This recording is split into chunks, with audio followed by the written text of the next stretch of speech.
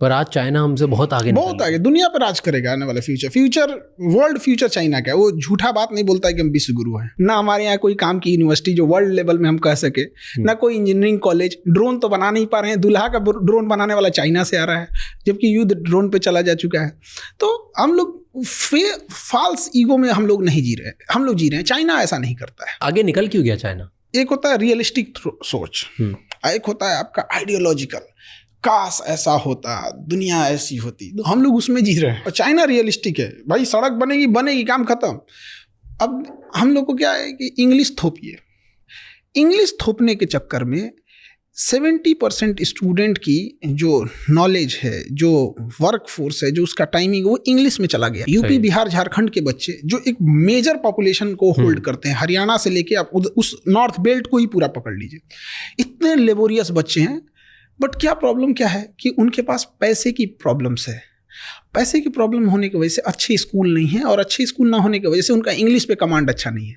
अब वो अपने आप को लो फील कर रहे हैं बिना मतलब का। हम भी इंग्लिश मीडियम में मेरे घर वाले पढ़ाएं, 12-13 साल इंग्लिश मीडियम में पढ़ाएं। हम एक ही चीज़ सीखे, मे आई गो टू ड्रिंक वाटर। उसके बाद कुछ बुझाया ही नहीं हमको। यहाँ 1970 के आसपास में चाइना में माओ जेडोंग आए थे। उन्होंने कहा कि भाड़ में जाए तुम्हारा अंग्रेजी, मंडारिन भाषा बोलो, उसी में सीखेंगे। आज आप देखिए, वहाँ का प्राइम मिनिस्टर को भी इंग्लिश उतना अच्छा से नहीं आता है, प्रेसिडेंट को भी नहीं आता है। तो क्या दिक्कत है? क्या बराक ओबामा को हिंदी आती है? नहीं। तो मोदी को इंग्लिश नहीं आएगी तो क्या दिक्कत है? आप बोलिए तो एक ट्रांसलेटर रख लिया जाएगा आपको, जहाँ ज़रूरत पड़ेगी उसकी। तो जो ब्रेन वर्क होना चाहिए था मेन काम पर, वो हट गया। और ये चाइना में नहीं हुआ। चाइना में नहीं हुआ। आपको चाइना में आप टॉप लेवल की बात करें, चाइनीज बोलेगा वहाँ।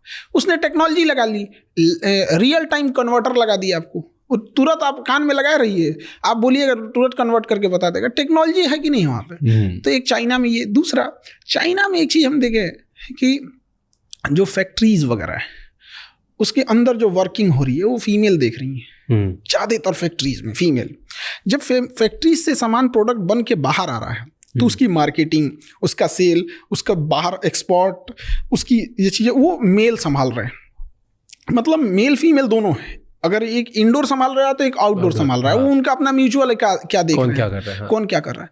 हमारे यहाँ फीमेल को अजीब करके रख दिया, उनको मतलब घर के अंदर रख दिया। हमने कहाँ फीमेल को जिम्मेदारी दी हॉस्पिटल में? आज देखिए, फीमेल डॉक्टर, फीमेल नर्स पे पूरा मेडिकल इंडस्ट्री टिका हुआ है। उनको मौका दिए, उन्होंने करके दिखाया। एविएशन दिए हम लोग ने फीमेल को। आज पायलट हो गए, एयर होस्टेस हो गए, फीमेल हमने दिया, उन्हें करके दिखाई वहाँ पे। हमने उन्हें जिम्मेदारी ही नहीं देते।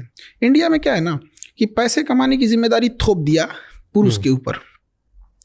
इससे बहुत अजीब गया कि बच्चा बाहर जाके कमा रहा है, बस इससे मतलब है कैसे कमा रहा है, मर रहा है, जी रहा है, सेफ्टी है कि नहीं है, रहने लायक है कि नहीं। मुंबई में देखिए, घर वालों को पता नहीं होगा कि यहाँ पे कोई कैसे कमा रहा होगा। आप बीच पे जाके देखिए, कोई छोटी मोटी दुकानें लगा के बेच रहा है, रात भर बेचारा कुछ कस्टमर आ जाए यहाँ पे। घर वालों को क्या चिंता है, पुरुष है, बेटा है, कमा के लाएगा यहाँ पर। और घर की इज्जत की जिम्मेदारी औरतों को दे दिया। भाई इस दोनों की कॉमन जिम्मेदारी थी। यही वजह है कि इंडिया में आप देखिएगा कि अगर किसी को बद्दुआ देनी है, सरापनी है, तो वो घर की फाइनेंशियल स्थिति को संभालने वाले पुरुष को बद्दुआ देगा। तुम्हारे पिताजी को नौकरी छूट जाए, भाई ये हो जाए।